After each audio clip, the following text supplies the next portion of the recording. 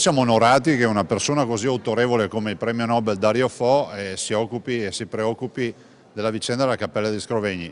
Io non ho informazioni dello stato dell'arte rispetto a tutto quanto è stato denunciato. Dico semplicemente che chiederò al sovrintendente di darci informazioni rispetto a quanto è stato detto, ma soprattutto spero che il premio Nobel Dario Fo non si fermi solo alla denuncia dei problemi, ma faccia come si fanno i premi Nobel in giro per il mondo, diventi un elemento di fundraising, cioè procuri risorse qualora servissero non solo per la Cappella di Scrovegni, ma anche per tante altre opere che hanno bisogno. Luca Zaia risponde al premio Nobel Dario Fo, che aveva rivolto pesanti critiche alle amministrazioni locali sulla gestione della Cappella degli Scrovegni. Sia chiaro che a me delle vostre votazioni, del problema politico non me ne interessa un cazzo.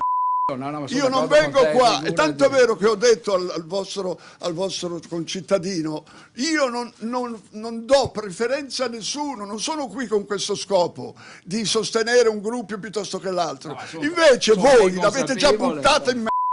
Fo, arrivato sabato a Padova, si era scagliato contro la scarsa preoccupazione per lo stato di salute degli affreschi. Qui si fidano dei tecnici incaricati dal comune, non ascoltano l'allarme di studiosi molto più accreditati e intanto il rischio del disastro è vicinissimo, proprio come è successo con il Vajont, aveva detto il premio Nobel. Da parte di Zaia, che oggi secondo la classifica del Sole 24 Ore è risultato essere il secondo governatore più amato d'Italia, un invito al premio Nobel. Non solo denunce, si attivi anche Fo per tutelare questo bene non solo veneto ma dell'umanità.